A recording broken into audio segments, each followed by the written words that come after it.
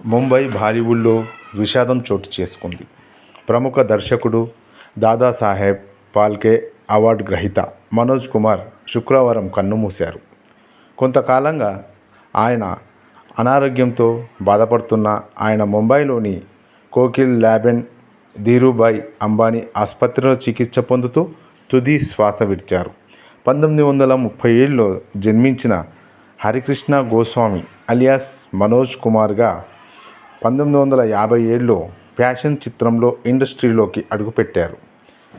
కబ్ key Gudiya అనే సినిమాలో నటించి గుర్తింపు సొంతం చేసుకున్నారు. ఆ తర్వాత దర్శకుడిగా, రైటర్గా, నటుడిగా ప్రేక్షకులకు చేరువయ్యారు. ఎక్కువగా దేశభక్తి సినిమాలు తెరకెక్కించడంతో ఆయనను పేరు భరత్ కుమార్గా మారిపోయింది. 40 సంవత్సరాలు పైగా సినిమా పరిశ్రమకు సేవలు అందించారు. బాలీవుడ్ అగ్రనేతలతో సినిమాలు రూపొందించాడు. ఆయన తెరకెక్కించిన ఎన్నో సినిమాలు బ్లాక్ బస్టర్గా నిలిచాయి.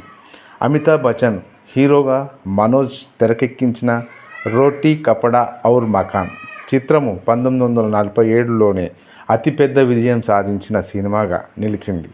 మనోజ్ కుమార్ తన కెరియర్లో ఎన్నో పురస్కారాలు సొంతం చేసుకున్నారు.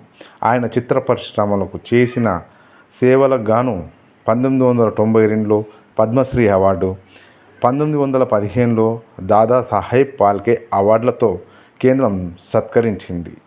ఆయన ఆత్మకు మనశ్శాంతి చేకూరాలని మనం కూడా ఆయన ఆత్మకు శాంతి చేకూరే విధంగా కోరుకుందాం. Thank you.